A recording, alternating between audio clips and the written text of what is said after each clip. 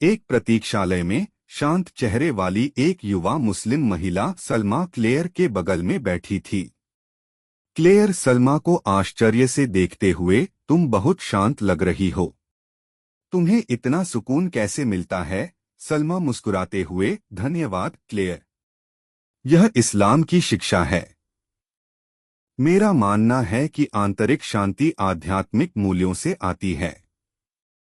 Clear, लेकिन media तो इस्लाम को ऐसे दिखाता है जैसे वह महिलाओं को प्रतिबंधित करता है।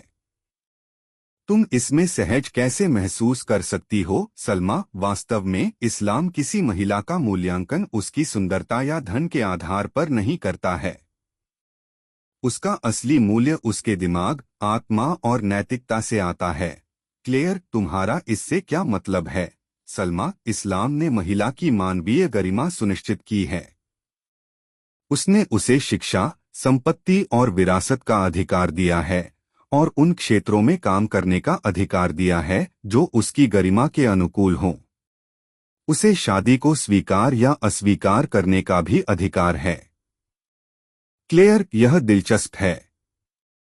और खुद शादी के बारे में क्या? सलमा, जब एक महिला अपने वैवाहिक जीवन में प्रवेश करती है तो पति पर उसके प्रति स्पष्ट जिम्मेदारियां होती हैं।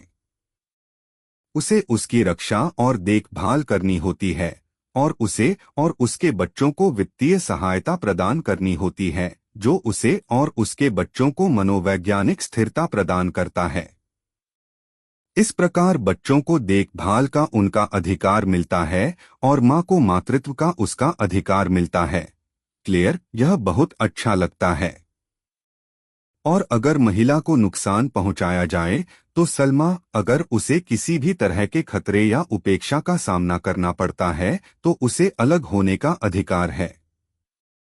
यह सिर्फ एक सामाजिक लाइसेंस नहीं है, बल्कि एक ऐसी प्रणाली का हिस्सा है जो उसकी गरिमा की रक्षा करती है। क्लेयर, यह मेरे द्वारा सुनी गई कई धारणाओं को बदल देता है। इस्लाम परिवार में महिलाओं के अधिकारों को कैसे सुनिश्चित करता है? सलमा, इस्लाम महिला को बच्चों की कस्टडी का अधिकार सुनिश्चित करता है। क्लेयर, वैवाहिक घर के बारे में क्या? सलमा, वैवाहिक घर को इस्लाम में पवित्र माना जाता है, जहां इस्लाम व्यभिचार को अपराध मानता है और इस रिश्ते पर हमला करने वाले किसी भी व्यक्ति को दंडित करता है, क्योंकि यह एक ऐसा विश्वासघात है जो परिवार को नष्ट कर देता है। क्लेयर, यह वास्तव में इस्लाम का एक अलग पक्ष दिखाता है। और बहुविवाह के बारे में क्या? सलमा, बहुविवाह पत्नियों के बीच न्याय या असाधारण परिस्थितियों जैसे बांझपन की शर्त पर आधारित है। यह एक दयालु समाधान है जो महिलाओं के अधिकारों की रक्षा करता है।